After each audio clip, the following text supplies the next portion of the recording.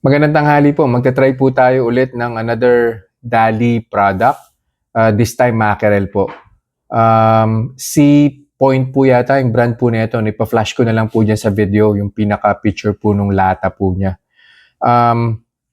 From the can, ginisa lang po siya, onion at saka garlic, tapos nilagyan po ng 5 pieces na kalamansi. So pinigaan po siya ng kalamansi extract. And then sinamahan ko po siya ng isang hard-boiled egg pang tanggal umay po. Nakakuha na po ako ng baseline blood sugar, currently 121. So yung 121 RBS po yan. Of course, kinuha po natin yan via the Otay CGM. Kainin ko po si mackerel, tapos babalik po ako after 2 hours and we'll see kung ano pong gagawin natin sa blood sugar ko. By the way, ang total carbs po nito, based po sa nutrition facts niya, is 5 grams. And I think standard po yata yun sa mga canned mackerel. Even yung tinry ko po na dalawang brand before, 5 grams po yung total carbs po niya.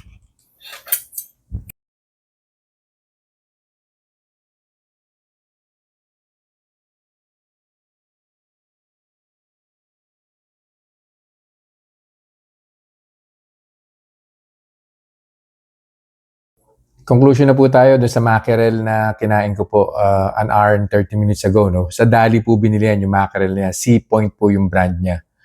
Nag-start po yung blood sugar ko 121. First hour, bumaba po kagad siya nag 103. And then hindi ko na po tinuloy yung monitoring kasi after po ng 30 minutes pa, yung 103, bumaba pa po siya to 99. So hindi na po,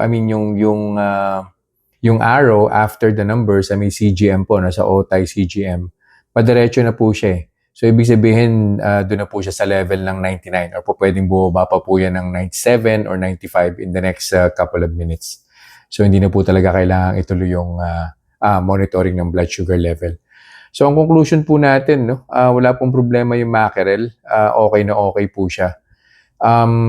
I think it has something to do with yung activities na ginawa ko po. No? Two days ago, nag-bike ride po kasi ako. 24 kilometers din po yung tinakbo ko.